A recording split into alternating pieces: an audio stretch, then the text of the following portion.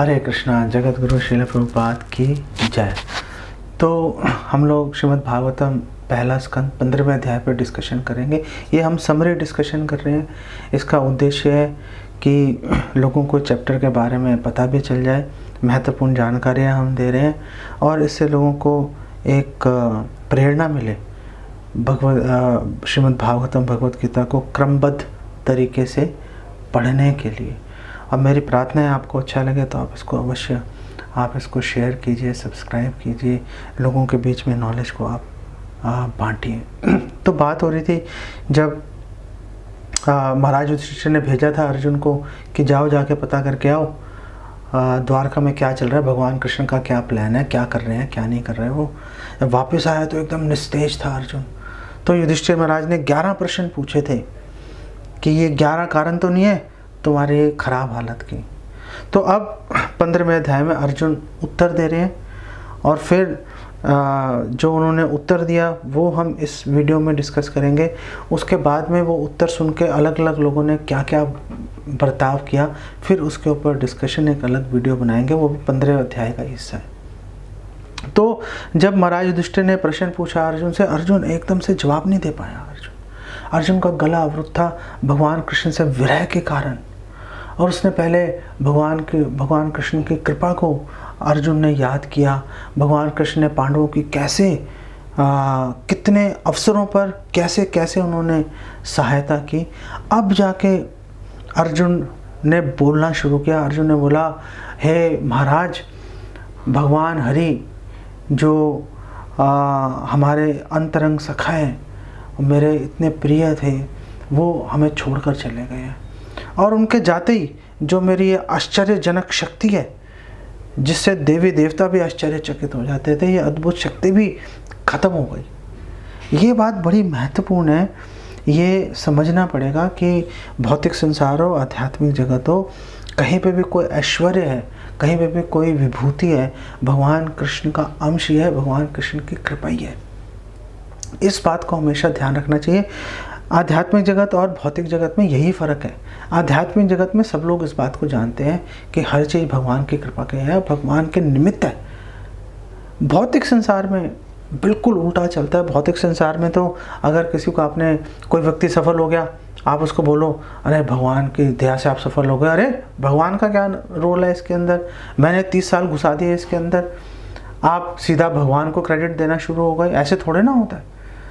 लोग अपने आप से तो क्या क्रेडिट देना है, बोल दिया तो उल्टा भगवान पे लांछन लगाने के लिए एकदम से तैयार हो जाते हैं लोग। ऐसी कलयुग के अंदर हालत है। इसीलिए लोग भौतिक संसार में फंसे हुए हैं। इसीलिए लोगों को जो भौतिक संसार में रहते हैं इनको नित्यबद्ध कहा जाता है कि हमेशा से यहाँ पर बंधे हुए हैं। और अर्जुन ने 6ठे श्लोक में बोला, 15वें अध्याय के, अर्जुन ने बोला कि भगवान जैसे ही बिछड़े, मैं भगवान से जैसे ही बिछड़ा, ऐसे लगा पूरा ब्रह्मांड बेकार, खाली, डरावना हो गया। जैसे शरीर में से आत्मा निकल जाती है, शरीर को अब प्रेम नहीं कर सकते अब शरीर प्रेम करने लायक नहीं रहता। कितना ही सुंदर शरीर क्यों ना हो, या तो जानवरों के खाने के लायक हो जाता है, या कीड़े मकोड़े खाएंगे, अगर ज़मीन में दबा दोगे या जला दोगे तो राख बन जाएगा। अब क्योंकि आत्मा निकल गई, आत्मा से उसकी सुंदरता थी, आत्मा से ही प्रेम करने की शक्ति थी, वो निकलने के बाद बात खत्म हो गई। ऐसे ही भगवान कृष्ण चले गए, पूरा संसार खाली दिखा रहा है। शून्यायतम जगत सर्वम गोविंद विरह में चैतन्य महाप्रभु ने भी इसी विरह की भावना का प्रदर्शन किया। ये विरह की भावना आसक्ति को दिखाती है। आसक्ति है तो दिखाई देगी, नहीं है तो जबरदस्ती कृत्रिम रूप से हम लोग आसक्ति का प्रदर्शन, विरह की भावना का प्रदर्शन हम लोग नहीं कर सकते। श्रील प्रभुपाद यहाँ पे कहते हैं, श्रील प्रभुपाद कह रहे हैं, देखो पूरा संसार तो भगवान पर आश्रित है ही, उनकी सुंदरता तो पूरे संसार की भगवान पर आश्रित है। ब्रह्म ज्योति और परमात्मा भी भगवान कृष्ण पर ही आश्रित है। भगवान कृष्ण खुद कह रहे हैं भगवद गीता में 14:27 के अंदर, ब्रह्मणो ही प्रतिष्ठा, ब्रह्म ज्योति मुझ पर आधारित है। अगर ब्रह्म ज्योति को भगवान से अलग कर देंगे कोई वैल्यू नहीं रहेगी, उसकी कोई वैल्यू नहीं रहेगी। इसीलिए जो डिवोटीज हैं वो ब्रह्म ज्योति को भगवान के शरीर का प्रकाश समझकर उनको आदर देते हैं, ब्रह्म ज्योति को, और भक्ति भगवान कृष्ण की निरंतर भाव से करते रहते हैं। आगे अर्जुन ने बोला कि हमारे पास जितना ऐश्वर्य, जितनी समृद्धि, जो साम्राज्य हमने प्राप्त हुआ, जो भी हमारे जीवन में घटित हुआ, वो भगवान कृष्ण की कृपा से ही हुआ। फिर अर्जुन ने कुछ उदाहरण दिया। अर्जुन ने बोला, देखो मैं राजा द्रुपद के सभा में गया, मैंने सारे राजाओं को परास्त करके द्रौपदी का हाथ जीत लिया। मैंने कैसे जीता? भगवान कृष्ण की दया से। मैंने इंद्र और अन्य इतने देवी देवता आए असंख्य, मैंने उनको परास्त कर दिया, उनको रोक के रखा और खांडव वन जो है वो अग्निदेव को समर्पित कर दिया। मैंने कैसे कर पाया? भगवान कृष्ण की दया से। मैंने जो मय दानव, जो उस खांडव वन से जिसकी प्राणों की रक्षा की थी अर्जुन ने, उसने एक सभा, एक भवन बना के दिया था उसने। वो भवन अर्जुन ने कहा कि मैंने राजसूय यज्ञ के दौरान युधिष्ठिर महाराज को समर्पित किया। कैसे किया? भगवान कृष्ण की दया से। मेरी बात छोड़ो, भीम ने जरासंध को मारा कैसे? भगवान कृष्ण की दया से। भीम तो एक्चुअली में जब जरासंध का युद्ध कर रहे थे, कई दिन तक युद्ध चलता रहा, भीम हताश हो गए थे, मर ही नहीं रहा, ये क्या हो रहा है। फिर भगवान कृष्ण ने जरासंध को मारने की विधि बताई, तो भीम ने वध किया, काम खत्म हो गया, आगे बढ़ गए। भीम ने दुशासन समेत उन सभी लोगों का वध कर दिया जिसने द्रौपदी का अपमान किया था। कैसे? भगवान कृष्ण की दया से। भगवान कृष्ण ने हम सभी पांडवों को दुर्वासा मुनि से और उनके 10,000 शिष्यों से हमारी रक्षा की। भोजन के लिए आए थे, कहाँ भोजन देते? भगवान ने जूठा हमारा ग्रहण कर लिया, वो चावल का दाना भगवान ने ग्रहण किया। दुर्वासा मुनि और 10,000 शिष्य तो तृप्त हुए, साथ में तीनों भुवन, तीनों लोक, ऊपर के लोग, बीच में पृथ्वी लोग, नीचे के लोग, सब जीव उसके अंदर संतुष्ट हो गए। शिव जी के साथ मैंने युद्ध किया, शिव जी को युद्ध के द्वारा मैंने संतुष्ट किया। कैसे कर पाया? भगवान कृष्ण की दया से। मैंने कौरवों को परास्त कर दिया। युद्ध के अंदर असंख्य कौरव थे और इतने शक्तिशाली थे। कैसे किया? क्योंकि भगवान कृष्ण ने कौरव सेना पर दृष्टिपात किया था और उनकी आयु और बल हर लिया था। मेरे लिए तो निमित्त मात्र भव सब साचन, मैं तो निमित्त मात्र था। जैसे भगवान ने मुझे मार्गदर्शन दिया, मैंने वैसे वो कार्य कर दिया। फिर वो लोग मुझ पे बाण चला रहे थे, मेरा बाल भी बांका नहीं हुआ। कैसे बाल भी बांका नहीं हुआ? जैसे भगवान ने प्रहलाद महाराज की रक्षा की थी।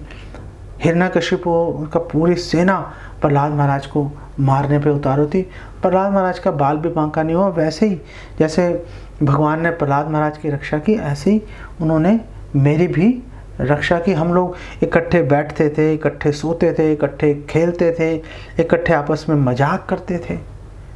वो कहाँ पर मैं उसको याद करके मेरी जो है मन तृप्त नहीं हो रहा। भगवान कृष्ण ने हमें सहा, हमारे इन सब गतिविधियों को, जैसे एक पिता बच्चे के गतिविधियों को सहता है, जैसे एक परम मित्र अपने दूसरे मित्र के कार्यों को सहता है।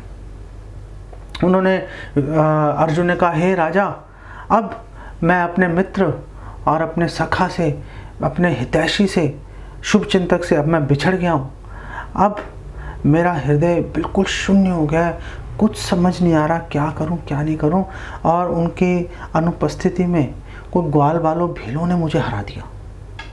मैं भगवान कृष्ण की जो रानियाँ हैं, मैं उनकी भी रक्षा नहीं कर पाया। मेरे पास वही धनुष था, वही तीर थे, वही रथ था, वही घोड़े थे, मैं कुछ नहीं कर पाया। वो आए, उन्होंने मुझे हराया, काम ख़त्म हो गया।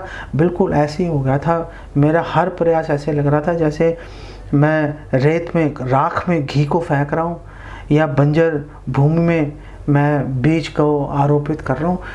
कोई भी कार्य, या मैंने जादू की छड़ी से जैसे धन एकदम कोई प्रकट कर देता है, किसी काम का नहीं होता। ऐसे मेरे सारे प्रयास विफल हो गए भगवान कृष्ण की अनुपस्थिति में।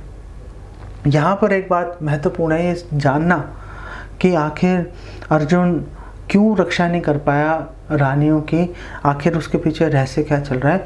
तो श्रील विश्वनाथ चक्रवर्ती ठाकुर हमारे शास्त्रों का प्रमाण देकर वो बता रहे हैं कि रानियाँ जो थी, उन्होंने भगवान कृष्ण के सामने एक इच्छा व्यक्त की थी कि जैसे आपने ब्रज की गोपियों का स्पर्श किया था बलपूर्वक, ऐसे ही आप हमारा भी स्पर्श करें, हमारी ऐसी इच्छा है। तो भगवान कृष्ण ने उनकी इच्छा पूरी की थी। जब अर्जुन रानियों की रक्षा कर रहा था तो भगवान कृष्ण ही खुद आ गए थे भीलों और ग्वालों के रूप में, और भगवान कृष्ण के सामने अर्जुन की कैसे चलती, कुछ नहीं चल पाई। भगवान कृष्ण ने रानियों की जो उनके मन की इच्छा थी वो पूरी कर दी उन्होंने। और इसी बहाने भगवान कृष्ण ने रानियों को उनके जो स्व लोक में भी उनको पहुंचा दिया था। तो अर्जुन ने बोला कि द्वारका में सब खत्म हो गए, सब अंतर्धान हो गए, 4-5 लोगों को छोड़ के सबका देहांत हो गया।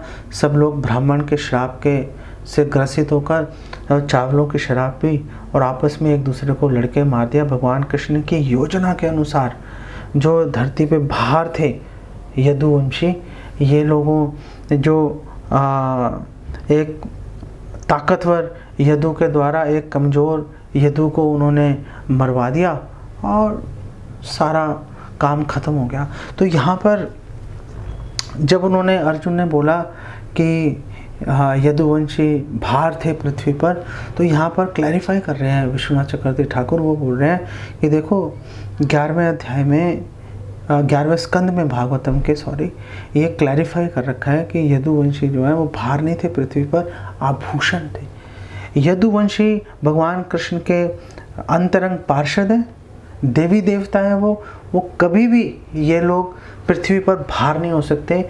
ये लोग पृथ्वी के आभूषण हैं। जिस प्रकार एक स्त्री कितने भी आभूषण डाल ले, कभी भी उसको भार नहीं लगेगा कि मैंने इतने सारे जेवर डाले हैं, वो मेरा हाल बेहाल हो गया, उसको अच्छा लगता है।